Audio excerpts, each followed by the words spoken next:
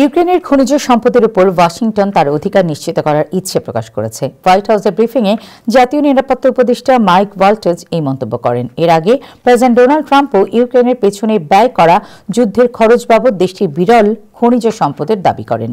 বিস্তারিত রিপোর্টে। সম্প্রতি এক সাক্ষাৎকারে প্রেসিডেন্ট ট্রাম্প বলেছিলেন, রুশ আক্রমণ প্রতিরোধে কিয়েভের জন্য শত শত বিলিয়ন ডলার ব্যয় করেছে যুক্তরাষ্ট্র। এর বিনিময়ে ইউক্রেনের বিশাল প্রাকৃতিক সম্পদের একটি অংশ পাওয়ার অধিকার রয়েছে ওয়াশিংটনের। এই মন্তব্যের পরে স্পষ্টতই বোঝা যাচ্ছে ইউক্রেনের খনিজ সম্পদে আগ্রহী ওয়াশিংটন। ট্রাম্প আরও বলেন, তিনি 500 বিলিয়ন ডলারের বিরল খনিজ চান এবং ইউক্রেনও এতে রাজি হয়েছে বলে দাবি করেন তিনি। ট্রাম্প বিনিময় ছাড়া নিরবচ্ছিন্ন সহায়তাকে বোকামি বলেও অভিহিত করেন। তবে গত বুধবার ট্রাম্পের এই দাবি প্রত্যাখ্যান করেন ইউক্রেনের প্রেসিডেন্ট ভলোদিমির জেলেনস্কি। এদিকে গত বৃহস্পতিবার হোয়াইট হাউসের ব্রিফিংয়ে জাতীয় নিরাপত্তা উপদেষ্টা মাইক ওয়ালটজ বলেন, প্রেসিডেন্ট ট্রাম্পকে অগ্রহণযোগ্য অপমানের কারণে হোয়াইট হাউস ভলোদিমির জেলেনস্কির উপর অত্যন্ত হতাশ।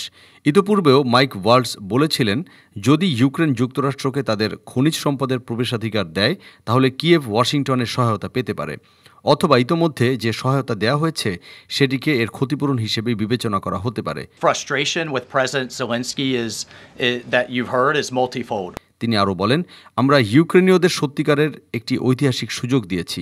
এটি টেকসই এবং ইউক্রেনের জন্য সেরা নিরাপত্তা ব্যবস্থা হতে পারে।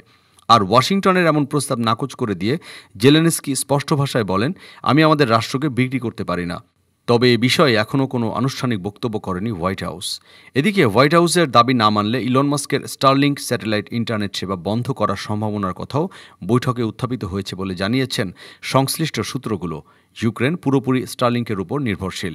এটি বন্ধ হয়ে গেলে ইউক্রেন বিশাল ধাক্কা খাবে বলে মন্তব্য করেছেন ইউক্রেন প্রশাসনের এক কর্মকর্তা।